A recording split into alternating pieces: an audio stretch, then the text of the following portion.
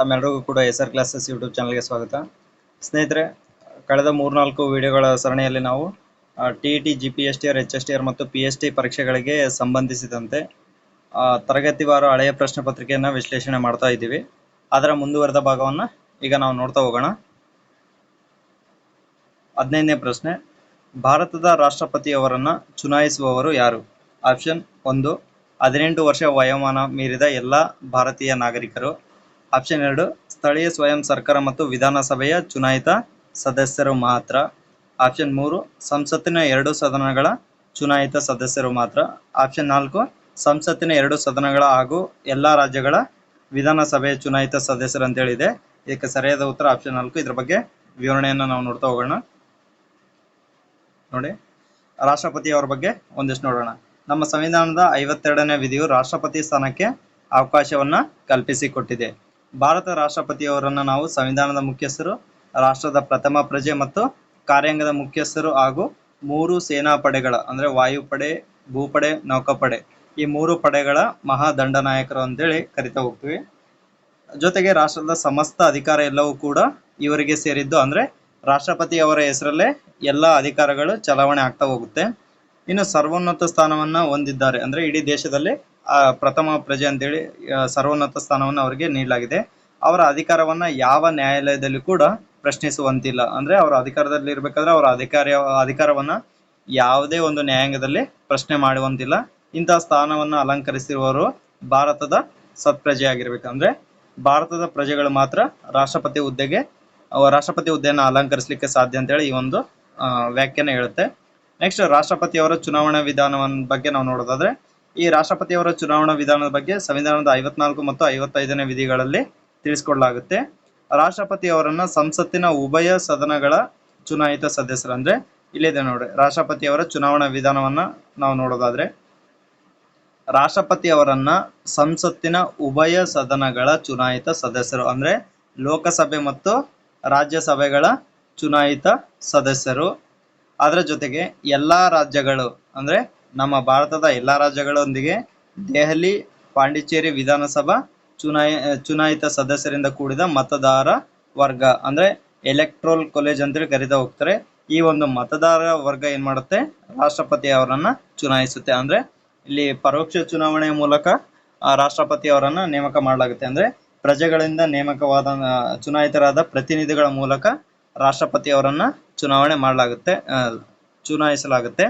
Supreme ಕೋರ್ಟ್ನ ಮುಖ್ಯ ನ್ಯಾಯಾಧೀಶರು ಇವರಿಗೆ ಪ್ರಮಾಣ ವಚನವನ್ನ ಬೋಧಿಸ್ತಾರೆ.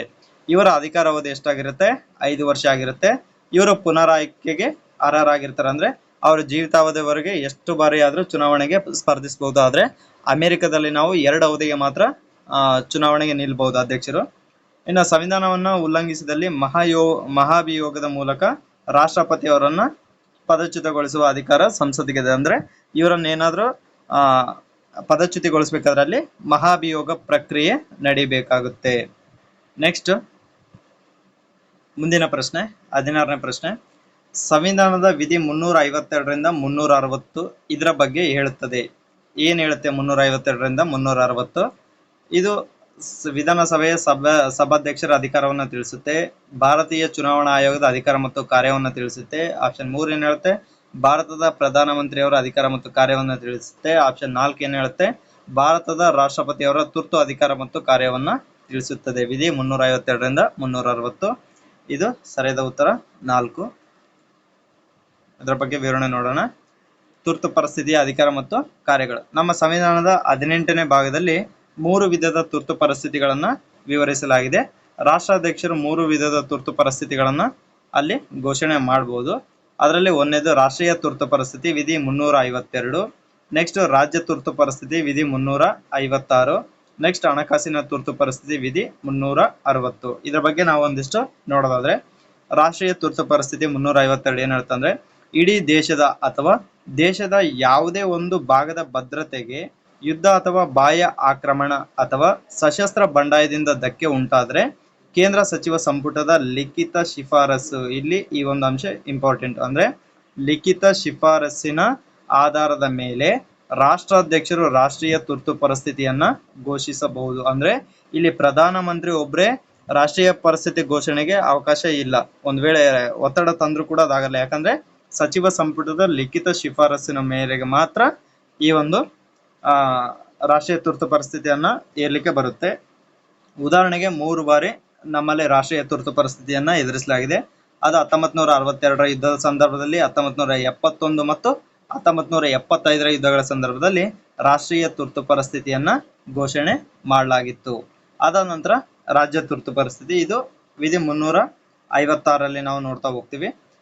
ರಾಜ್ಯ ಸರ್ಕಾರಗಳು ಸಂವಿಧಾನದ ನಿಯಮಗಳಿಗೆ ಅನುಗುಣವಾಗಿ ಆಡಳಿತ ನಡೆಸದೇ ಇದ್ದಾಗ ರಾಜ್ಯವೊಂದರ ರಾಜ್ಯಪಾಲರ ವರದಿಯ ಆಧಾರದ ಮೇಲೆ ಅಥವಾ ವರದಿ ಇಲ್ಲದೆಯೇ 356ನೇ ವಿಧಿಯನ್ವಯ ರಾಷ್ಟ್ರಾಧ್ಯಕ್ಷರು ರಾಜ್ಯ ತುರ್ತು ಪರಿಸ್ಥಿತಿಯನ್ನ ಘೋಷಿಸಬಹುದು. ಕರ್ನಾಟಕದಲ್ಲಿ ಇದುವರೆಗೆ 6 ಬಾರಿ ರಾಜ್ಯ ತುರ್ತು ಪರಿಸ್ಥಿತಿಯನ್ನ ಘೋಷಿಸಲಾಗಿದೆ. ರಾಜ್ಯ ತುರ್ತು ಪರಿಸ್ಥಿತಿಯನ್ನ ಸಂವಿಧಾನಾತ್ಮಕ ತುರ್ತು ಪರಿಸ್ಥಿತಿ ಅಥವಾ ರಾಷ್ಟ್ರಾಧ್ಯಕ್ಷರ ಆಡಳಿತ ಎಂದಲೂ ಕೂಡ ಕರೆಯಲಾಗುತ್ತೆ. ಈಗ ಇತ್ತೀಚೆಗೆ ನಾವು ಮಣಿಪುರದಲ್ಲಿ ಕೂಡ ರಾಜ್ಯ ತುರ್ತು ಪರಿಸ್ಥಿತಿ ಅಥವಾ ರಾಷ್ಟ್ರಪತಿ ಆಳ್ವಿಕೆಯನ್ನ ವಿಧಿಸಿರೋದನ್ನ ನಾವು ನೋಡಬಹುದು. ನೆಕ್ಸ್ಟ್ ಆರ್ಥಿಕ ತುರ್ತು ಪರಿಸ್ಥಿತಿ, ಇದನ್ನ ಹಣಕಾಸಿನ ತುರ್ತು ಪರಿಸ್ಥಿತಿ ಅಂತಲೂ ಕೂಡ ಕರೀತಾರೆ. ಇದು ವಿಧಿ 360ರಲ್ಲಿ ಕಂಡು ಬರುತ್ತೆ. ದೇಶದ ಆರ್ಥಿಕ ಪರಿಸ್ಥಿತಿಯಲ್ಲಿ ಅಸ್ಥಿರತೆ ಉಂಟಾಗಿದೆ ಎಂದು ಕಂಡು ಬಂದರೆ ಕೇಂದ್ರ ಮಂತ್ರಿ ಮಂಡಲದ ಸಲಹೆಯ ಮೇರೆಗೆ 360ನೇ ವಿಧಿಯ ಪ್ರಕಾರ ರಾಷ್ಟ್ರಾಧ್ಯಕ್ಷರು ಏನ್ ಮಾಡ್ತಾರೆ, ಆರ್ಥಿಕ ತುರ್ತು ಪರಿಸ್ಥಿತಿಯನ್ನ ಘೋಷಣೆ ಮಾಡ್ತಾ ಹೋಗ್ತಾರೆ. ಸೊ ಹಾಗಾಗಿ ವಿಧಿ 352ರಿಂದ 360ರವರೆಗೆ ಯಾವ್ದ್ರ ಬಗ್ಗೆ ತಿಳಿಸುತ್ತೆ ಅಂತಂದ್ರೆ ತುರ್ತು ಪರಿಸ್ಥಿತಿಯ ಅಧಿಕಾರ ಮತ್ತು ಕಾರ್ಯಗಳ ಬಗ್ಗೆ, ಅಂದ್ರೆ ರಾಷ್ಟ್ರಪತಿಗಿರುವ ತುರ್ತು ಪರಿಸ್ಥಿತಿ ಅಧಿಕಾರ ಮತ್ತು ಕಾರ್ಯಗಳ ಬಗ್ಗೆ ತಿಳಿಸ್ತಾ ಹೋಗುತ್ತೆ. ನೆಕ್ಸ್ಟ್ ನಾವು ಹೊಂದಿಸಿ ಬರೆಯಿರಿ ನೋಡೋದಾದ್ರೆ 17ನೇ ಪ್ರಶ್ನೆ, ಹೊಂದಿಸಿ ಬರೆಯಿರಿ. ಆ ಭಾಗ ಮತ್ತು ಬಾ ಭಾಗದಲ್ಲಿ ವಿಶ್ವ ಮಾನವ ಹಕ್ಕುಗಳ ಅಂಗೀಕಾರ. ಬಿ ಅಮೆರಿಕ ಸ್ವಾತಂತ್ರ್ಯ ಸಂಗ್ರಾಮ. 3ನೇದು ರಷ್ಯಾ ಕ್ರಾಂತಿ. 4ನೇದು ಫ್ರಾನ್ಸ್ ಕ್ರಾಂತಿ. ಇಲ್ಲಿ ಇಸ್ವಿಗಳನ್ನ ಕೊಟ್ಟಿದ್ದಾರೆ: 1927, 1948, 1976, 1989 ಮತ್ತು 1917. ಇದನ್ನು ನಾವು ಹೊಂದಿಸಿ ಬರೀತಾ ಹೋಗೋದಾದ್ರೆ ಫಸ್ಟ್ ವಿಶ್ವ ಮಾನವ ಹಕ್ಕುಗಳ ಅಂಗೀಕಾರ ಯಾವಾಗುತ್ತೆ? 1948ರಲ್ಲಿ ಆಗುತ್ತೆ. ಇದರ ಆಧಾರದ ಮೇಲೆ ನಾವು ಆನ್ಸರ್ನ ನೋಡೋದಾದ್ರೆ ಇಲ್ಲಿ ನಾವು ಗೆಸ್ ಮಾಡಬಹುದಂತ, ಸ್ಕಿಪ್ ಮಾಡಬಹುದಾದಂತ ಆಪ್ಷನ್ ಎಗೆ 2 ಸರಿಯಾದ ಉತ್ತರ. ಸೊ 2ಅನ್ನ ಸ್ಕಿಪ್ ಮಾಡಬಹುದು ಮತ್ತೆ 4ಅನ್ನ ಸ್ಕಿಪ್ ಮಾಡಬಹುದು. ಇವಾಗ ನಾವು ಗೆಸ್ ಮಾಡಬಹುದಾದಂತದ್ದು ಎ ಅಥವಾ 1 ಅಥವಾ 3ರಲ್ಲಿ ನಾವು ಗೆಸ್ ಮಾಡಬಹುದು. ಇನ್ನು 2ನೇ ಆಪ್ಷನ್ ನಾವು ನೋಡೋದಾದ್ರೆ ಅಮೆರಿಕ ಸ್ವಾತಂತ್ರ್ಯ ಸಂಗ್ರಾಮ ಯಾವಾಗ ನಡೆಯುತ್ತೆ ಅಂತಂದ್ರೆ 1776ರಲ್ಲಿ ನಡೆಯುತ್ತೆ. ಸೊ 1776. ಬಿ ನಲ್ಲಿ ಏನಿದೆ? ಬಿ ನಲ್ಲಿ 3 ಇದೆ. ಓಕೆ, ನಾವು ನೇರವಾಗಿ ಆನ್ಸರ್ 2 ಪಾಯಿಂಟ್ಸ್ ಅಲ್ಲಿ ನಾವು ಗೆಸ್ ಮಾಡಬಹುದು ಸರಿಯಾದ ಉತ್ತರ ಯಾವ್ದಂತಂದು 1 ಅಂತೇಳಿ. ಯಾಕಂದ್ರೆ ಅಮೆರಿಕ ಸ್ವಾತಂತ್ರ್ಯ ಸಂಗ್ರಾಮ ನಡೆದಿದ್ದು 1776ರಲ್ಲಿ. 2ನೇ ಬಿ ಆಪ್ಷನ್ಗೆ ಸರಿಯಾದ ಉತ್ತರ 3. ಸೊ ಇಲ್ಲಿ ಬಿ ಆಪ್ಷನ್ಗೆ ಸರಿಯಾದ ಉತ್ತರ 3 ಇದೆ, ಇಲ್ಲಿ ತಪ್ಪಿದೆ. ಸೊ ಹಾಗಾಗಿ ಇದು ತಪ್ಪು. ರಷ್ಯಾ ಕ್ರಾಂತಿ ಬಗ್ಗೆ ನಾವು ನೋಡೋದಾದ್ರೆ 1917ರಲ್ಲಿ ನಡೀತಾ ಹೋಗುತ್ತೆ. ನೆಕ್ಸ್ಟ್ ಫ್ರಾನ್ಸ್ ಕ್ರಾಂತಿ 1789ರಲ್ಲಿ. ಇದ್ರ ಬಗ್ಗೆ ನಾವು ಒಂದಿಷ್ಟು ನೋಡ್ತಾ ಹೋಗೋಣ ಇಸ್ವಿಗಳನ್ನ.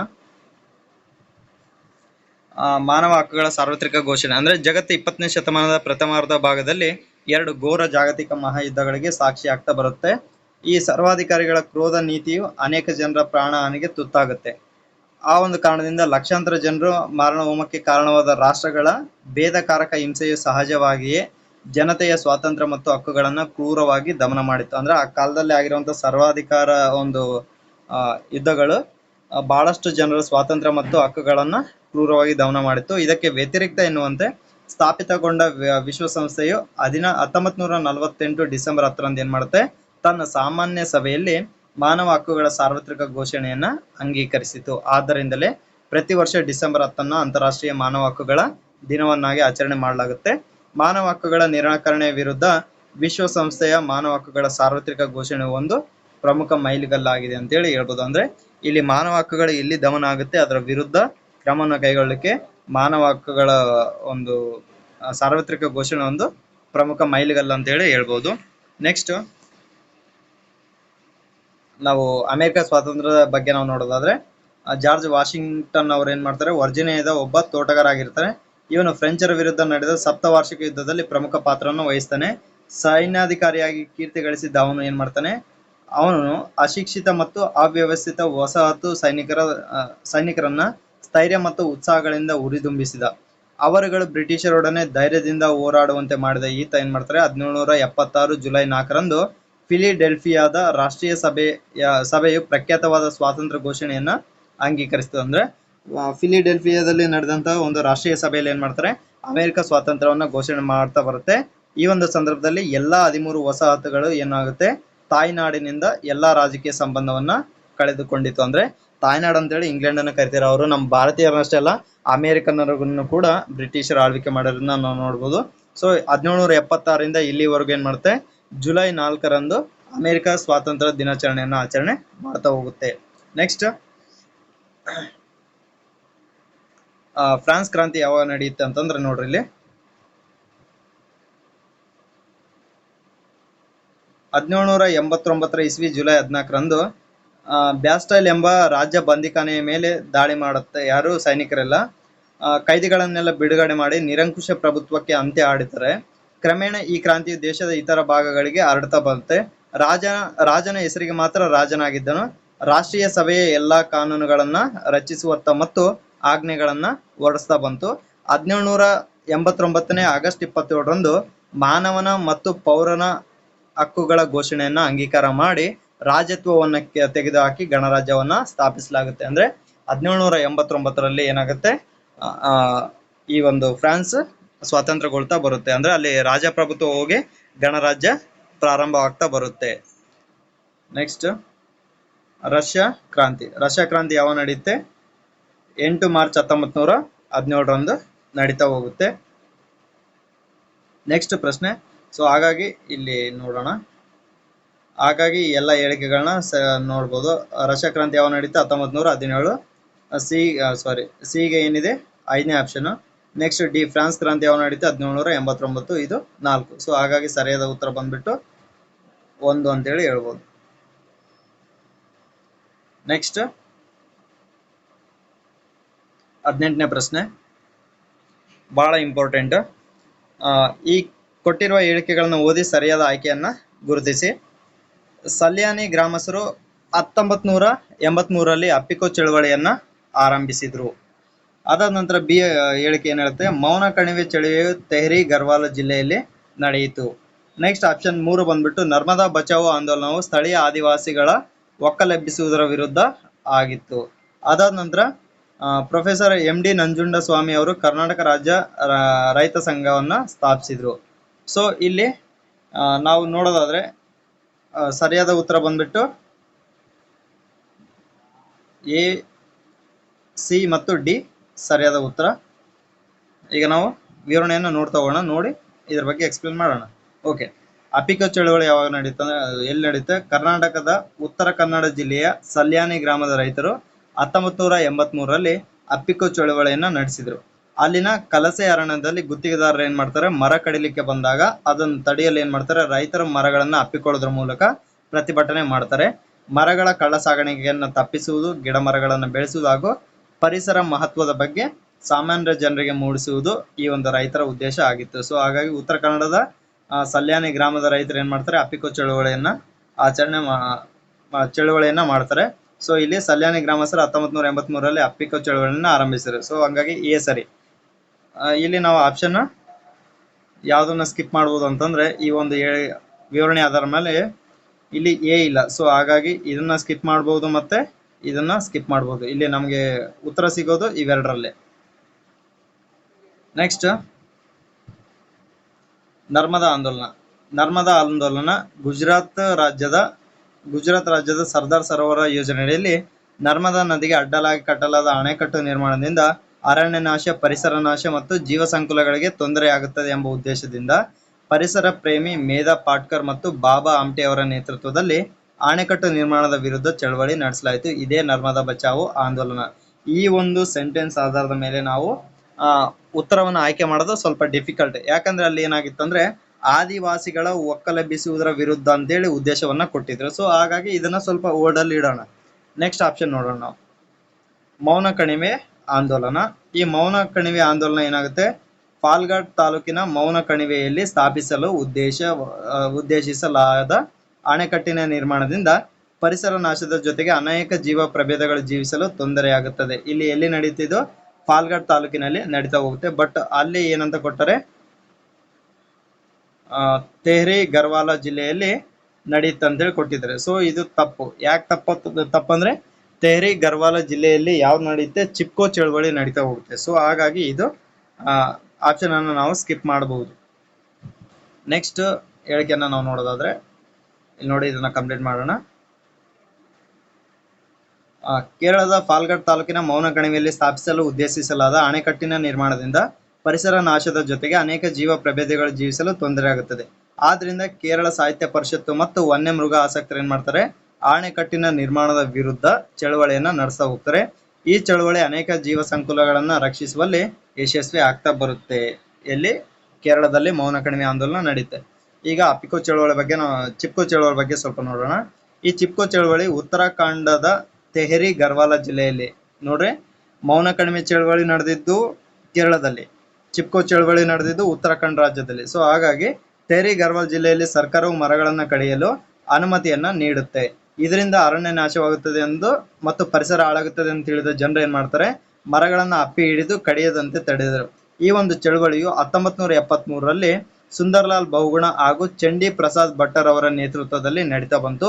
ಪರಿಣಾಮವಾಗಿ ಮರಗಳನ್ನ ಕಡಿಯಲು ಸರ್ಕಾರ ನೀಡಿದ್ದ ಅನುಮತಿಯನ್ನ ರದ್ದುಪಡಿಸಲಾಯಿತು. ಸೊ ತೆಹರಿ ಗರ್ವಾಲ ಜಿಲ್ಲೆಯಲ್ಲಿ ನಡೆದಂತ ಚಳವಳಿ ಯಾವುದು? ಚಿಪ್ಕೋ ಚಳವಳಿ. ನೆಕ್ಸ್ಟ್ 4ನೇ ಆಪ್ಷನ್ ನಾವು ನೋಡೋಣ. ಅದರಲ್ಲಿ ರೈತ ಚಳವಳಿ ಬಗ್ಗೆ ನೋಡೋಣ. ಕರ ನಿರಾಕರಣೆಯ ಮೂಲಕ ಪ್ರಾರಂಭವಾದ ಕೃಷಿಕರ ಪ್ರತಿಭಟನೆ ಏನಾಗುತ್ತೆ, ಆರ್ಥಿಕ ಬಿಕ್ಕಟ್ಟುಗಳ ವಿರುದ್ಧವಾಗಿ ಇಂದಿಗೂ ನಡೆಯುತ್ತಲೇ ಇವೆ.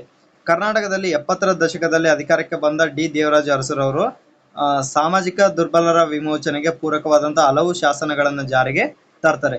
ಗೇಣಿಗೆದಾರರನ್ನ ಭೂ ಮಾಲೀಕರ ಹಿಡಿತದಿಂದ ಬಿಡುಗಡೆ ಮಾಡುವ ಜೀತ ಪದ್ಧತಿಯ ರದ್ದತಿ ಇವುಗಳಲ್ಲಿ ಬಹಳ ಮುಖ್ಯವಾದದ್ದು. ನೋಡಿ, ಜೀತ ಪದ್ಧತಿಯ ರದ್ದತಿ ಬಗ್ಗೆ ಶಾಸನವನ್ನು ಜಾರಿಗೆ ತಂದವರು ಡಿ ದೇವರಾಜ ಅರಸುರವರ ಮುಖ್ಯಮಂತ್ರಿ ಆದಂತ ಸಂದರ್ಭದಲ್ಲಿ.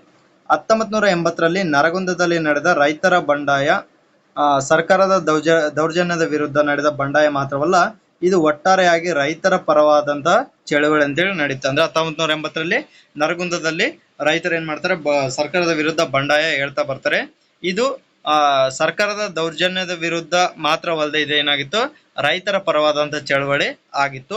ಈ ಬಂಡಾಯದ ನಂತರ ಏನ್ ಮಾಡ್ತಾರೆ, ಜನಪರ ಚಳವಳಿಗಾರರಾದಂತಹ ಪ್ರೊಫೆಸರ್ MD ನಂಜುಂಡಸ್ವಾಮಿ ಅವರ ನೇತೃತ್ವದಲ್ಲಿ ಏನಾಗುತ್ತೆ, ಕರ್ನಾಟಕ ರಾಜ್ಯ ರೈತ ಸಂಘವನ್ನ ಸ್ಥಾಪಿಸಲಾಯಿತು. ಇದು ವೆರಿ ವೆರಿ ಇಂಪಾರ್ಟೆಂಟ್. ಕರ್ನಾಟಕ ರಾಜ್ಯ ರೈತ ಸಂಘವನ್ನ ಯಾವಾಗ ಯಾರ ನೇತೃತ್ವದಲ್ಲಿ ಸ್ಥಾಪಿಸಲಾಯಿತು ಅಂದ್ರೆ ಪ್ರೊಫೆಸರ್ MD ನಂಜುಂಡಸ್ವಾಮಿ ಅವರ ನೇತೃತ್ವದಲ್ಲಿ ಸ್ಥಾಪನೆ ಮಾಡಲಾಗುತ್ತೆ. ಗ್ರಾಮೀಣ ಜನ ಪರವಾದ ಪ್ರಜಾಸತ್ತಾತ್ಮಕ ಬೇಡಿಕೆಗಳನ್ನ ಮಂಡಿಸುತ್ತಲೇ ಏನ್ ಮಾಡ್ತಾರೆ, ಕರ್ನಾಟಕ ರೈತ ಚಳವಳಿ ಸಂಘಟಿತವಾಗಿ ನಡೀತಾ ಇದೆ. ಅಂದ್ರೆ ಗ್ರಾಮೀಣ ಜನಪರ ಒಂದು ಪ್ರಜಾಸತ್ತಾತ್ಮಕ ಬೇಡಿಕೆಗಳನ್ನ ನಮ್ಮ ಇದ್ಯಾವುದು ಕರ್ನಾಟಕ ರಾಜ್ಯ ರೈತ ಸಂಘ ಏನ್ ಮಾಡುತ್ತೆ, ಒಂದು ರೈತರ ಒಂದು ಬೇಡಿಕೆಗಳನ್ನ ಸರ್ಕಾರದ ಮುಂದೆ ಮಂಡಿಸ್ತಾನೆ ಬರ್ತಾ ಇದೆ. ಅವರ ಒಂದು ರೈತರ ಏಳಿಗೆಗಾಗಿ ಇವತ್ತಿನವರೆಗೂ ಕೂಡ ಏನ್ ಮಾಡುತ್ತೆ, ಕರ್ನಾಟಕ ರಾಜ್ಯ ರೈತ ಸಂಘ ಸಾಕಷ್ಟು ಪ್ರಯತ್ನವನ್ನ ಮಾಡ್ತಾ ಇದೆ ಅಂತ ಹೇಳಿ ನಾವು ಹೇಳ್ಬಹುದು. ಇಷ್ಟು ಸಾಕಂತ ಹೇಳ್ತಾ ಇನ್ನು ನಾಳೆ ಒಂದು ಟೆಸ್ಟ್ ಬಗ್ಗೆ ನಾವು ಎಕ್ಸ್ಪ್ಲೇನ್ ಇದೊಂದು ಕ್ವಶನ್ಗೆ ಆನ್ಸರ್ ನೋಡೋಣ. ಇಲ್ಲಿ ನೋಡಿ, ಪ್ರೊಫೆಸರ್ MD ನಂಜುಂಡಸ್ವಾಮಿ ಅವರು ಕರ್ನಾಟಕ ರಾಜ್ಯ ರೈತ ಸಂಘವನ್ನು ಸ್ಥಾಪಿಸಿದರು. ಸೊ ಈ ಎಲ್ಲ ಹೇಳಿಕೆಯಿಂದ ಬಿ ಹೇಳಿಕೆ ತಪ್ಪು, ಎ ಸರಿ, ಸಿ ಸರಿ ಮತ್ತು ಡಿ ಸರಿ ಅಂತೇಳಿ ಹೇಳ್ಬಹುದು. ನೆಕ್ಸ್ಟ್ ನಾಳೆ ಟೆಸ್ಟ್ ಬಗ್ಗೆ ಸ್ವಲ್ಪ ನಾವು ಡಿಸ್ಕಷನ್ ಮಾಡೋದಾದ್ರೆ, ನಾಳೆ ಬೆಳಗ್ಗೆ ಟೆಸ್ಟ್ನ ರೆಕಾರ್ಡೆಡ್ ಕ್ಲಾಸನ್ನು ನಾವು ಅಪ್ಲೋಡ್ ಮಾಡಲಾಗುತ್ತೆ. ಅದು ಕನ್ನಡ 25 ಅಂಕಗಳಿಗಿರುತ್ತೆ, ಪ್ಲಸ್ ಸಮಾಜ ವಿಜ್ಞಾನ ಸೋಷಿಯಲ್ ಸೈನ್ಸ್ 75 ಅಂಕಗಳಿಗೆ, ಒಟ್ಟು 100 ಅಂಕಗಳ ಒಂದು ವಿಡಿಯೋ ಬೆಳಗ್ಗೆ ಅಪ್ಲೋಡ್ ಆಗುತ್ತೆ. ಅದಾದ ನಂತರ ಸಂಜೆಯ ಅವಧಿಯಲ್ಲಿ ಸೈಕಾಲಜಿಗೆ ಸಂಬಂಧಿಸಿದಂತೆ ಅಂದ್ರೆ ಶೈಕ್ಷಣಿಕ ಮನೋವಿಜ್ಞಾನಕ್ಕೆ ಸಂಬಂಧಿಸಿದಂತೆ ಮತ್ತೊಂದು ವಿಡಿಯೋ ಅಪ್ಲೋಡ್ ಆಗುತ್ತೆ. ಒಂದು ವೇಳೆ ಸಮಯ ಸಿಕ್ಕಿತು ಅಂತಂದ್ರೆ ನಾಳೆ ಇಂಗ್ಲಿಷ್ ಒಂದು ಟೆಸ್ಟ್ ಅನ್ನ ಅಪ್ಲೋಡ್ ಮಾಡೋ ಪ್ರಯತ್ನವನ್ನ ಮಾಡ್ತಾ ಹೋಗ್ತೀನಿ. ಸೊ ಅಲ್ಲೊಂದು ಸ್ವಲ್ಪ ಎಕ್ಸ್ಕ್ಯೂಸ್ ಇರಲಿ, ಯಾಕಂದ್ರೆ ಸ್ವಲ್ಪ ಸರ್ವೆ ಕೆಲಸದಲ್ಲಿ ಕ್ವಶನ್ ಪೇಪರ್ ತೆಗಿಲಿಕ್ಕೆ ಕಷ್ಟ ಆಗಿದೆ. ಸೊ ಹಾಗಾಗಿ ಇಂಗ್ಲಿಷ್ ಟೆಸ್ಟ್ ಅನ್ನ ಸ್ವಲ್ಪ ಪೋಸ್ಟ್ಪೋನ್ ಮಾಡೋ ಚಾನ್ಸಸ್ ಇದೆ. ಸಾಧ್ಯ ಆದ್ರೆ ನಾಳೆ ರಾತ್ರಿ ಒಳಗೆ ಇಂಗ್ಲಿಷ್ ಟೆಸ್ಟ್ ಅನ್ನ ಬಿಡ್ತಾ ಹೋಗ್ತೀನಿ. ಒಂದ್ ವೇಳೆ ಆಗಿಲ್ಲ ಅಂದ್ರೆ ನೆಕ್ಸ್ಟ್ ಡೇ ಅದರ ಟೆಸ್ಟ್ ಅನ್ನು ತಗೊಳ್ಳೋ ಪ್ರಯತ್ನವನ್ನ ನಾನು ಮಾಡ್ತಾ ಹೋಗ್ತೀನಿ. ಸೊ ಇಲ್ಲಿವರೆಗೂ ಕ್ಲಾಸ್ ಕೇಳಿದ ತಮ್ಮೆಲ್ಲರಿಗೂ ಧನ್ಯವಾದಗಳು. ಯಾರಿಗೆ ಟೆಸ್ಟ್ ನ ನೀಡಿದೆ ದಯವಿಟ್ಟು ಅವ್ರಿಗೆಲ್ಲರಿಗೂ ಕೂಡ ಈ ಒಂದು ವಿಡಿಯೋನ ತಲುಪಿಸ್ತೀರಾ ಅಂತೇಳಿ ನನ್ನ ಒಂದು ಅಭಿಪ್ರಾಯ. ಇನ್ನು ಟೆಸ್ಟ್ಗೆ ನೀವೆಲ್ಲರೂ ಪ್ರಿಪೇರ್ ಆಗಿ ನಾಳೆ ಟೆಸ್ಟ್ನ ಚೆನ್ನಾಗಿ ಬರೀತೀರ ಅನ್ನೋದು ನನ್ನ ಒಂದು ಅಭಿಪ್ರಾಯ. ಟೆಸ್ಟಲ್ಲಿ ಎಷ್ಟೇ ಅಂಕಗಳು ಬರಲಿ ಪ್ರಾಂಪ್ಟ್ ಆಗಿ ಬರೀರಿ, ನಿಮ್ಮ ಸಾಮರ್ಥ್ಯ ನಿಮಗೆ ತಿಳಿತಾ ಹೋಗುತ್ತೆ ಅಂತ ಹೇಳ್ತಾ ಇಲ್ಲಿಗೆ ತರಗತಿಯನ್ನು ಮುಗಿಸ್ತಾ ಇದ್ದೀನಿ. ಧನ್ಯವಾದಗಳು.